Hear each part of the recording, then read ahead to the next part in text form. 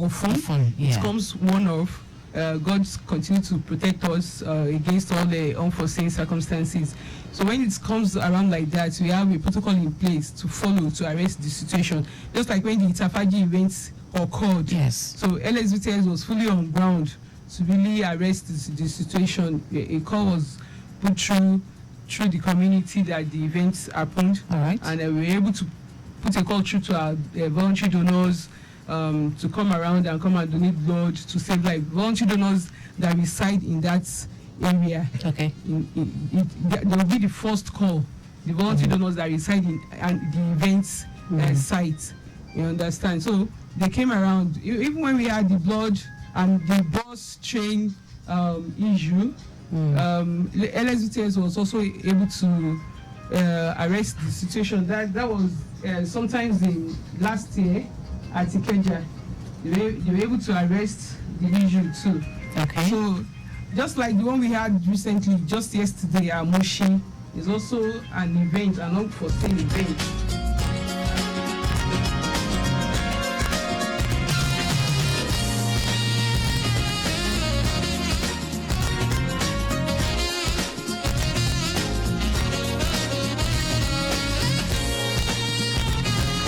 Apologies for that. So you were telling us about continuing with the protocol. So the protocol is always the steps taken to arrest those situations. When a call is given to us at our center, the executive secretary will make further inquiry about what has really happened. Okay. So the general hospital around that area will be the first point of call. All right. To okay, this has happened in your territory. Take the inventory of the blood you have in your bank. All right. LSBTS will have taken theirs. Let us know whether what we have on ground will be able to be enough to manage the situation that we are going to be faced with. All right. So what's the stock level? All other general hospitals around that territory will also be called. That this is what has happened. Be at alert. If you don't have sufficient blood, you'll be called to come and to run around the victims of the whole accident so that they will be rescued. At the same time, the LSBTS executive secretary will call the commissioner for health, all permanent secretary, Ministry of Health, Air Service Commission, to relay with them, give them situational reports of what has happened and the steps that has been taken. The medical directors of the neighborhood general hospital event or the closest general hospital to the location will also be alerted to let them know what has happened and the assistance of their facility will be needed. Okay. Then our donors will go to the donation centers in that place, donate blood. LSBTS will recruit their staff to go and assist. And they also support with souvenirs, consumables, and other things that may be required for the donation to take place. Okay, so the protocol is that if there's an emergency situation, the general hospital closest to that emergency point would get in touch with LSBTS or with the executive secretary, and then she would now find out which hospital is closest. They take an inventory of what's available in the blood bank, and then rally the community of blood donors to begin to donate blood for the victims in that. So that's the protocol set in place, and these are the things that LSBTS does to during this disaster. We're talking about that disaster. So then, are there challenges and hazards involved in this process? If there are, let's quickly highlight maybe a few of them. Yes. During emergencies, we also make use of our dispatch riders, our ambulance services for us to move swiftly. All right. For us to get to wherever the event is taking place. Then there are lots of disasters involved. Like there may be destruction of government properties. You going there with government boss, seeing the name of this is a government hospital and all that. With the agitation of the neighborhood, those that are concerned, seeing their relative in distress and thinking, probably things are not being done the way they really feel it should. They might want to, start destroying things. Even at that period, trying to, quickly rescue the victims. Health workers too can be infected. Directly or indirectly, there can be needle prick. There can be, flow of body fluid back from the donor to those attending to them, or even patients to those attending to them, and vice versa. So it means that in some situations, the emergency responders may need to put on hazards. Yes. Okay. So they have to be in their PPE. That's personal protective equipment. Yes. So they have to get kitted up and all that. Okay. So those are the hazards that are likely to come up when there are emergencies. So in such situation, how are the lives of the emergency responders safeguarded, and then the government-owned properties or infrastructure that could face some kind of destruction, how are they protected? There will be security personnel in place. Okay. At times when we go on a rescue assignment just like that, some rescue squad will need to go along, security personnel will need to go along, so that if there is going to be any form of harassment, physical, or any form of hazard on the health workers, they will be the one to come in to arrest the situation and all that. Then, just like I said earlier, that the professionals will have to get kitted up. It's part of what they have been trained for. All right. Well, no matter how stressed out, no matter how emergency it is, you should know once the call is put through to you, your first line of action is first kit yourself up, have your lab coat on, have your goggle if it's required, have your gloves worn if it's necessary. So every PPE is necessary. You definitely have to get it so that you get yourself protected in the process of wanting to protect others too. Okay. All right, it's still Safe Blood Arena on Lagos Traffic Radio 96.1 FM. Today on the program, we're discussing emergency preparedness in blood transfusion service. And we've talked about emergency preparedness protocol in blood transfusion service and how it applies to an emergency situation. We've also talked about what LSBTS does during this emergency situation and the challenges or the hazards they are faced with when they respond to an emergency call at any location. All right, quickly, we have an incident report here. It's at Orile Gomo. It's Gomo bus stop inward mile 2 on the service lane. It's a minor breakdown, though. A loaded truck with spring and bolt problem at the bus stop, I believe. Okay, at the field section of the road, no access for other road users, and already diversion is in progress from Doyin Junction to the adjoining road while the driver is trying to work on that truck to make sure it's fixed and moved off the road. Also, a report of a lone accident that just occurred at Oshodi by the service lane opposite LASMA headquarters. It's a vehicle had a brake failure, no casualty, not affecting vehicular movement right now. A tow truck is on ground for removal, and we have traffic managers on ground. Now, let me turn to you, Mr. Olatubi. Yes. Yes. Thank You've you. had time to relax, have you? Yes. Yes, I know. Yes. So now, how can people donate during this emergency situation? I know that sometimes when you have emergencies or a disaster situation, maybe flooding or an accident situation or a collapsed building or a burnt building, how can people donate? Because a lot of times you find that those who are there to pilfer are more than those who are there to assist. But then if people they hear about these things, how can they decide or know what to assist with? How can they donate if they need to or if they have to?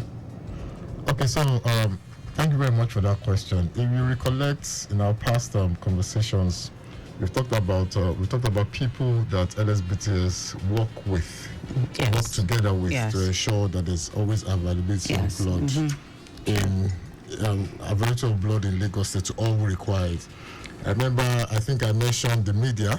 Yes. That's why we're here. So this is one of the many outlets we get to let people know when this sort of situations happen, this sort of emergency situations or disaster situations that require blood beyond the normal supply of blood that is required at a particular point in time. Right. I remember in the past, we've had the Red Cross Society, Yes.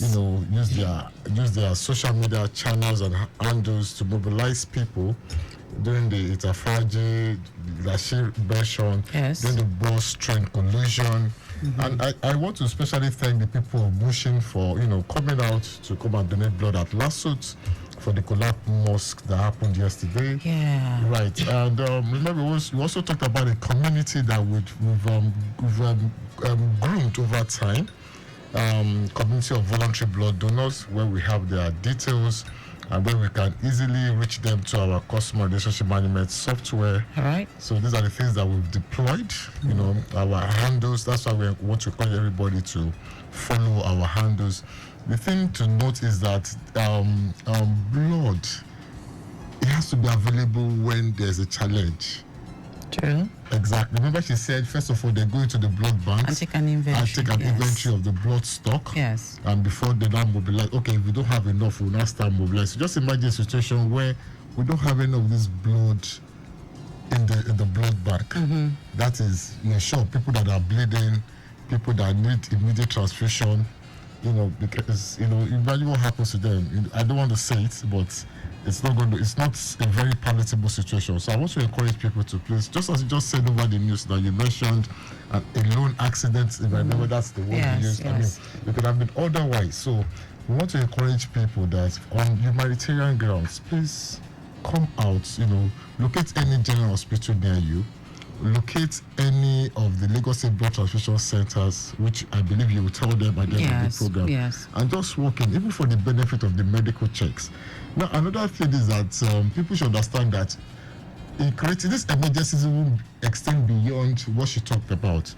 There are some families today that every day in their lives is like an emergency because of some genetic offspring that they have brought up. Okay. So, exactly. An example with people living with sickle cell anemia that would have been prevented if they had probably come in. They would have told them their genetics, they would have seen their blood, their genotype, and that would have helped them to prevent an almost everyday emergency situation when they have to be, they transfuse with blood all the time. So the advantages abound. So this is an appeal from the Lagos State Blood Transfusion Services on behalf of our Executive Secretary, Dr. Bode Oshekobaya, our Permanent Secretary, Dr. Shegun Boye, and our Commissioner, Professor Aki Abami, to please, come out, visit any of the general hospitals. You have our handles, you have our phone numbers. If there's any issue, you call us, let us know, and then we will see what we can do. Thank you. Thank you so much. All right, so you have heard from my two guests concerning emergency situation and the challenges they are faced with during emergency situations or disaster situation. And this is a call and an appeal for assistance. It's an ongoing thing. I mean, it's not, you can donate, as we have established, every 3 months. Exactly, yes, right. You can donate every 3 months. And, so there's always blood in the blood bank for certain situations. You know that these things, they never give advance notice. They don't. It just happens. No advance notice, no advance warning. So it's a passionate appeal to everyone out there to please be your brother's keeper, as we say. It's being your brother's keeper. Yeah, and one more thing. Today is Children's Day. Today is Children's Day. Yes. So shout out to all the children out there. And one important thing. Shout out to you too now, your child. Yes, I'm my mother's child. Yes. You are very correct. Yes. My mother's child. I'm Mrs. Agnes Olatubi's son. Yes. Yeah, thank you very much. So the thing is, the thing I want to quickly point out is we also have blood needs in children. Children, that is why part of the policies of the Lagos State government is to make sure that children of children of patients of Massive Street Children's Hospital, Yes. with the hospital for between 0 to 12 years old, they don't pay for screening. Okay. Yeah, they don't pay for screening. That's part of the policies of this administration of Mr. Governor, Mr. Babajide Sanwo-Olu, to ensure that this blood is available because it's an essential medicine. Yes. And the government on their part have tried all they can. It now remains for all citizens to come out and play our part. She talked about the hazards. I mean, fine, something has happened. Yes. But we are there to alleviate the situation, to intervene, to reduce it. So whatever your grievances are, whatever inadequacies you think the government or you think the responders are, it's better it's not the time to start to fight us and chase us away, and we understand all those feelings, but please try to First keep it is to save lives. Exactly. Thank you very much. All right, thank you so much. Yeah. All right, So those who are victims of all these hazards, collapse of building, bus accident and all that, Mr. Governor also pay their bills as far as blood is concerned. Yes, okay. they don't pay any bill on blood and any other blood components that they must have received at the point of care. Okay. At the point of care, yes. Thank you so much, Mr. Governor. Thank you so much, Mr. Governor. Thank you The very, people very of much. Lagos State are hearing. Yes, they are listening. They are listening. And they have heard. Yeah, they have heard. All right, so thank you so much. Yeah, if you've just tuned in, we've been discussing emergency preparedness in blood transfusion service, and my guest has been medical. Okay, let me just say MLS Folorunsho Davies. She's the head of infection and disease control, Lagos State Blood Transfusion Service, and also Mr. Oluwole Olatubi, a regular head of programs, Lagos State Blood Transfusion Service. So thank you again, both of you, for being on the program today, discussing the topic, emergency preparedness in blood transfusion service. And big thanks goes to the Executive Secretary, Dr. Boduri Oshikomaya, also the Commissioner for Health, Professor Akiambayomi, and not forgetting the Permanent Secretary. Dr. Olusegun Ogboye. Okay, yes. Thank you very much. All right, so also big thanks goes to Victor Terry and our executive producer, Tayo Akwale. My name is Dele Agadumo. Save Blood Arena continues next week Monday on Lagos Traffic Radio 96.1 FM. You can also follow LSBTS on Facebook. It's Lagos Blood Transfusion. That's their Facebook page, Lagos Blood Transfusion. On Instagram, it's Lagos State Blood Transfusion. On X, it's Lagos BTS.